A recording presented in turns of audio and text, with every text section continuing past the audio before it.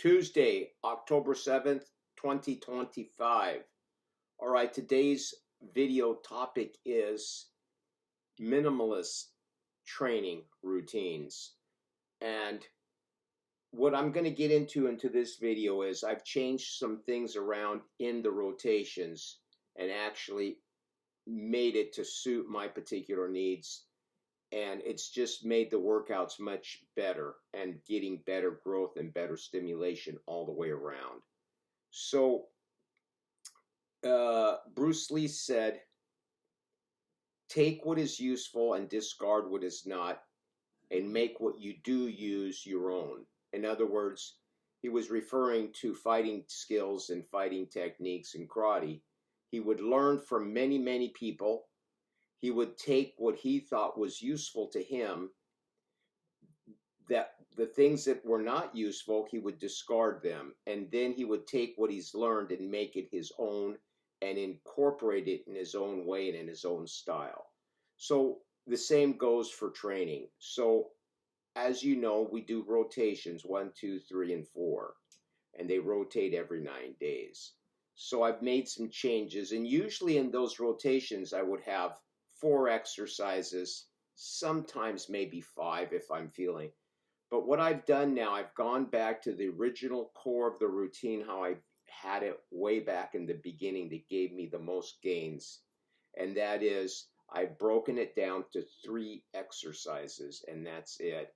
And the exercises are structured in a way that each workout will complement each other workout, and that way they compound on one another, so to speak. So I'll give you an example of the rotations, and then the rotations are not going to rotate every 9 days.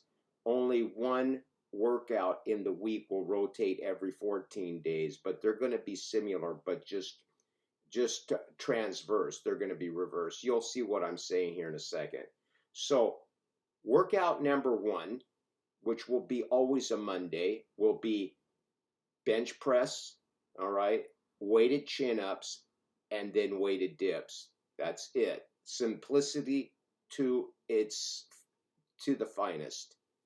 So again, bench press, hanging chin-ups with weighted hanging chin-ups, and then weighted dips. All right, Wednesday will always be a leg day, all right? The legs day will always be in the center to divide the upper body days to give even more rest. So Wednesday's workout will be number 2 in the rotation will be squats, stiff leg deadlifts, and weighted calf raisers. That's it. Strictly lower body. That way there's no overlap from Monday's workout to Wednesday. I don't want any type of upper body or any stimulus, no other movements except for just the legs. All right. So again, Wednesday, squat, stiff leg deadlift, and weighted calf raisers. That's it. That's number 2. Number 3 in the rotation will be Friday. And Friday's workout will always be Friday. There will not be any rotations. The exercises will repeat once a week, every 7 days. So Friday's workout will consist of seated overhead press, lying tricep extensions, and strict barbell curls. That's it. 3. All right. Now, what happens is on Wednesday, the following Wednesday will be reversed. In other words, the leg day will be deadlifts, and then box squats, and then calf raisers weighted. So see what I'm saying? So 1 week you're squatting and stiff leg deadlift and calf raisers. The following Wednesday, instead of starting out with squats, you're going to start out with deadlifts, heavy deadlifts, and then we're going to do high box squats to keep the legs still in the picture, and then we're going to keep weighted calves. The reason for the structure the way it is that 1 week you're heavy squatting, the next week you're heavy deadlifting. And the secondary exercise, the box squat, is going to be for form and just getting deep and getting some stimulus and keeping the movement pattern grooved in your body, so you don't lose the technique and all that kind of stuff. So you don't want your body to forget the movement pattern. And box squats, you can set it as low or as high as you want, and you can experiment from there. But that's the idea. In other words, what basically I am doing is squatting and deadlifting every other week. So that's is what I have been doing, and I've just been keeping it tucked. And the reason for that is because I want to see how it was working. Now, going down to 3 exercises in every workout is so focused that it makes so much common sense, because you have to look at it like this. When you go into the gym, you are so focused, and you're only going to be focusing on those 3 exercises. There's no distractions. There's no saying, hey, I got to get through this extra, do this extra, and then you're all over the place. Stay focused, and when you go to work, you're going to work on that one thing.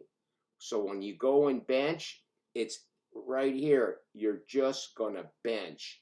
You do your 5 to 6 sets, then you move on. You go to chin-ups, weighted chins, and the same thing. You're going to focus just on that movement, and then when you're done your 5 or 6 sets, you move on to dips. You focus, you're there to work, get the work done, and then you're out of there. So I find that you can stimulate those particular body sections. So for instance, Monday's workout, you're going to hit your chest, all right? You're doing heavy bench pressing, which is going to hit your chest, shoulders, all right? Triceps to some degree. These are all secondary, but you know, you're going to basically hit your whole kind of upper front deltoids, your pecs, your triceps. You're going to hit kind of all that area. So then when we flip to the next exercise, chins, we're hitting the back, all right, somewhat the rhomboids, the biceps. So we're kind of getting a full upper body. So the idea is that you're doing sort of a full upper body when you do it this way. And then the dips, of course, the dips are going to hit your chest again to some degree, and your triceps. So it's an all-around, almost a full upper body. Come Wednesday, you're doing only lower body. That way, you're not going to mess around with anything that's going to be any type of upper body workout on the leg day, your Wednesday workout. Then come Friday, you're going to hit more directly the arms. And what I mean by more directly is you're going to do overhead press. And that's always, the first movements will always be the bread and butter. Those are where we're going to pound it. Then we're going to have a more specifically focused arm workout, and that's going to be lying triceps and barbell curls, which is going to be basically, I don't like to call barbell curls isolation movements, but basically that's what they're going to be. You're going to isolate the arms a little bit better than you would on Monday's workout if you follow that. So in this manner, we can focus on the work that's at hand and not get all over the place. In other words, get scrambled all over the place and have to think about 1,000 different things. Because when you do that, you're just I don't know, you're not focused. You got too many things going on. You want to focus on a specific thing. You know, once that focus is on, Bruce Lee says, I fear the man that's done 1,000 kicks than the man that's done a whole bunch of different kind of kicks. In other words, the person that focuses on one thing becomes very, very good at that one thing. All right, same thing. So that's how you want to take and go into your workouts. And you're going to get plenty of stimulation. Okay, the squatting one week and deadlifting the following week is perfect because you're still going to be squatting on the second week. It's just that it's going to be the second exercise and it's going to be a different type of a movement pattern than the squat that you did the previous week. You could even actually, and the reason I could have done it this way also, I could have done the second leg day, I could have done deadlifts and leg press. That would be a good thing to do it too, also because you're doing a different type of a movement, but you're still hitting the legs. The reason I didn't do that is that I would have to drive to the gym. And don't get me wrong, you can do that once in a while. I can still, it's just that I like to keep everything condensed so that way I can stay here most of the time at the house and get most of the workouts done here. If I opted to put in leg press in the routine, that would mean that every other Wednesday I'd be driving to the gym, all right?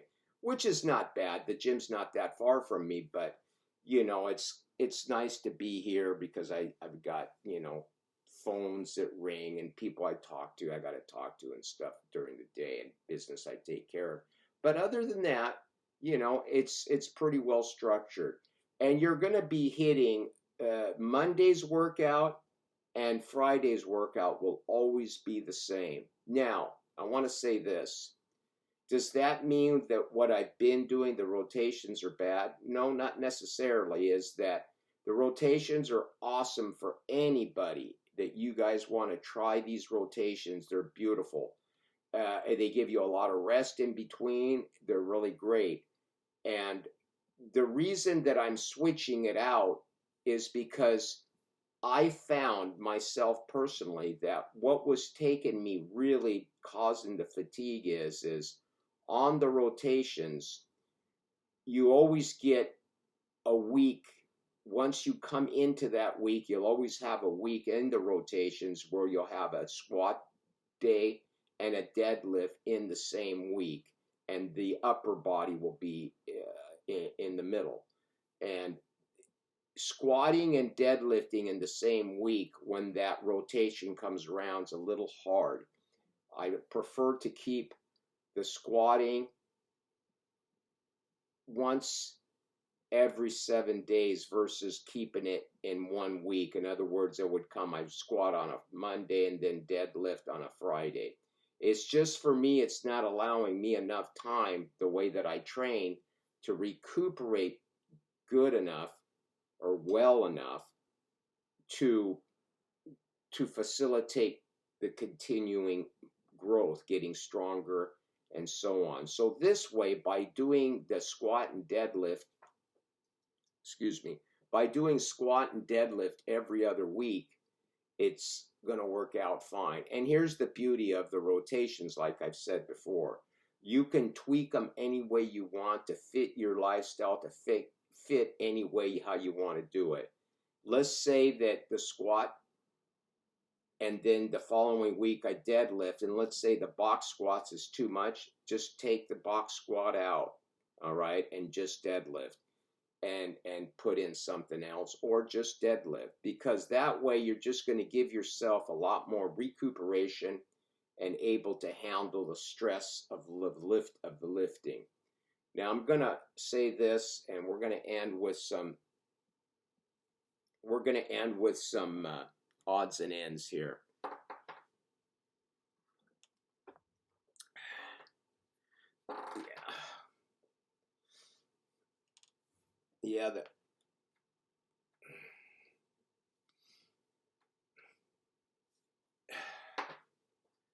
Anyway, it's coming along a little bit.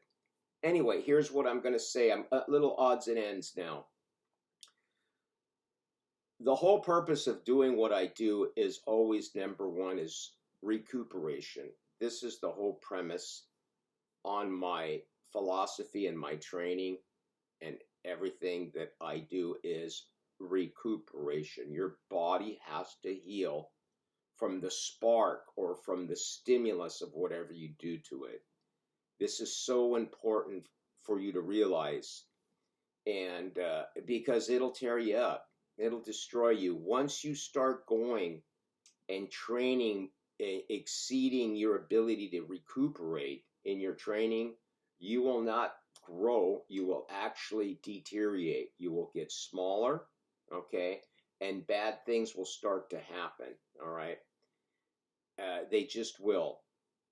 Now, I'm going to venture into, and this will segue into what I'm saying. When I was in karate, I did karate pretty extensively in my younger days. It was hard on your joints. There was a lot of kicking. The activity in itself is awesome if you're a young man, but all the snapping, punching, the twisting of certain body, all the calisthenics done rigidly. There you go. I can't even speak. Rigidly, when done in that manner, it just, it's a wear and tear on you, okay? And what I saw in martial arts, and not just my style karate, I did karate, the Japanese style of form, but in many other styles, especially like what's that other sport, Aikido, not so much Aikido, but Jiu-Jitsu. Yeah, Jiu-Jitsu. You're seeing people really injured, neck injuries, all kinds of just horrific stuff. And it's, at the end of the day, it's just not good for you. And it's hard on your body. So what I'm trying to get at is what I saw as an instructor, I saw many different injuries that were almost to the point of catastrophic. One guy had to have knee surgery because of the constant kicking, and he actually was kicking a bag and the bag swung out, and when he snapped it in, there was nothing there. He just did it in midair and torqued out the bottom part of his leg, and it tore something in there. It was horrific, and he had to have surgery, and then he had to have another surgery, and then it was just never quite right. Then another karate person that had to have surgery on one shoulder, then he had to have it on the other. So what I'm getting at is you can love the sport, but really the sport doesn't love you, especially if the sport is just whacking your body out. And that's basically what it is. That's why I no longer, I left martial arts many, many years ago, but I still practice. I was involved in it a long time, but I do kata. And how I do the kata is I do them very softly, and I don't have any torque movements. Now, I have 2 videos that I have doing kata. Those are a little bit more, more snappy, but not real snappy. But that's just how I practice the kata so I don't forget them. But anyway, I'm rambling on. But what I want to try to get to is, what I'm trying to say is, even when it comes to lifting, which lifting is much safer and much more forgiving on your body if done properly, because you're not doing, unless you're doing sloppy, quick lifting in sloppy form, if you lift correctly, you will be pretty safe, if done, slowly and controlled. You have many, many long years of life in lifting and bodybuilding. You'll have a very long life. You can do it into your old age. Where physical sports, such as, and it's just not martial arts I'm down, and it's like basketball, hardcore sports, soccer, just anything that's going to be very physical and a lot of contact, okay?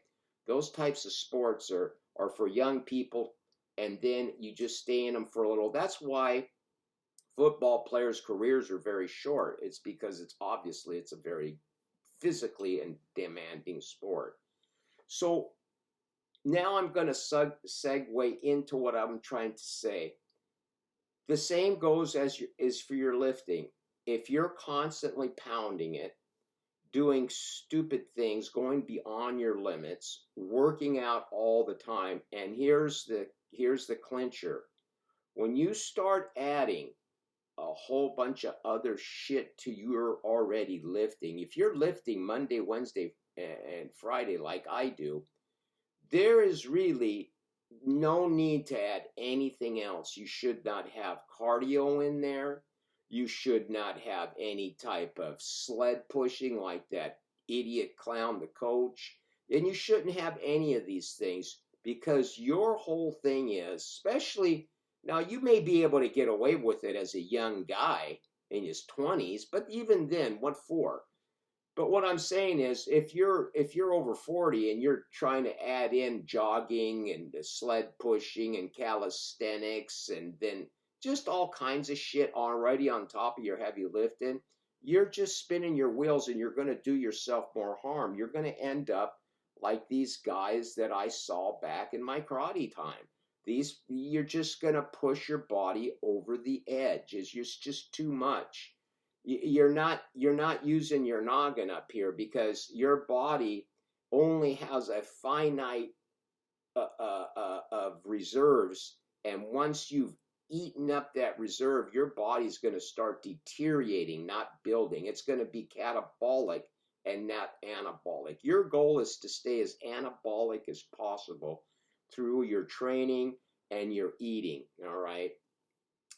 It's just this morning I watched Master T, okay, Genetic Beast put up, and it was the most hideous thing I have ever seen. He's got Blaha running outside barefoot, okay. God knows what's wrong with this. This guy's gone off the deep, I'm telling you. I told you in a previous video, we are all witnessing this guy die before your very eyes. But anyway, he's running and he stumbles upon a rock and he goes, "Oh God, that was a rock." And then what really got my interest is towards the end there, he says that he's got a little bit of a tummy ache and he's got congestion and he's got a cold coming on. So this is the first. Here's how your body, if you go to Google and put overtraining symptomology of overtraining and overexertion and how your body reacts, the first telltale signs is kind of fatigue, scratchy throat, swollen lymph nodes, just a feeling of malice, unwell feeling, tiredness, just an overall achiness. That's what he's going through, and he's a coach. Think about that for a minute. This guy is a coach, and he's asking you for coaching. He's saying, "I got slots open." Why on earth would anybody go and take advice from this guy, this coach, this idiot? Think about that for a minute. Excuse me, these light. Think about that for a minute. I mean, you should know what's happening to you and be able to figure out, if you're a coach, that you're fucking doing too much shit. All right, you're training too much. Anyway, I digress, but that's the point I'm trying to make is you're going to end up like this coach guy if you don't get your training controlled. The older you are, the harder it's going to get. Now, I'm 69 years old. I am damn lucky that I'm even lifting, okay? I'm not trying to brag. I'm just saying, how much can I put on as at this age? It's going to be extremely hard for me. And it's not, and as the years go by, it's going to be harder, okay? I'm not in the illusion. I want to make this clear that I'm going to get better and better every year. No, that's not going to happen. I'm going to fight to stay and get as strong and stay where I'm at and fight it, because that's human nature. An animal will always fight clear to the death. If you corner an animal, it'll do whatever it needs to live. It's just in us. So I'm going to fight and do whatever I can do to stay as strong and as healthy as I possibly can by using using intelligence, studying exercise science, and understand how your body interacts with the stimulus. Remember, we're all different. You may recover better than I do, or I may recover better than that. So learn your own body chemistry is very important. Learn what foods agree with you and what doesn't. These are just common things. Get rest. So that's how you're going to progress, all right? You're going to progress by just understanding things. But I just wanted to make the point, I'm not in a delusion that somehow I'm going to be stepping on a stage and I'm going to put on big chunks of muscle year after year. Sure, I may be able to maintain some of it and try to hold back. In other words, I'm going to try to hold back as much degeneration and as much as possible and try to regenerate as much as possible. But I'm going to tell you this, and then I'm going to end with this because this thing's going to get long. These things get long. That's not going to happen running in a park and twirling, okay, jumping up and down on boxes, okay, taking 100 vitamin pills, working out in a garage and pushing a sled. I make this point, okay, because it's really important to understand your own body's ability on how it interacts with exercise, and not just exercise, physical hard work. Because if you have a physically demanding job, it will always take its toll after years and years. You'll have people with back injuries, back surgeries. I've seen it. I worked the docks. I worked in longshoremen. I saw this stuff. People had shoulder injuries, back injuries. They were all fucked up because they're doing things all day long. Okay, it's called manual labor.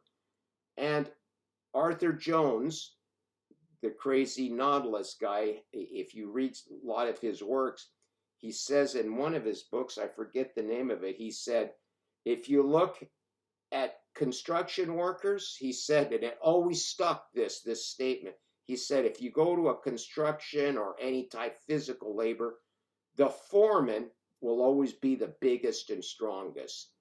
And the laborers working like paving this cement or whatever they do, they will be scrawny and bony and thin. But the foreman's all beefed out because the foreman will walk around and he does periodic things. He'll like move a wheelbarrow or help a guy for a little bit and then moves on with his clipboard. In other words, he's not pounding every day. He's got a better, his job is not as much as of a slave job as the other slave. He's still a slave, but in a different manner. See what I'm saying? He's a higher up slave where he designates the work for the slaves. All right. So that always stuck with me. And the same should be with you. Train wisely. Get rest and recuperation. And here's what I'm going to end with. I did a bag video.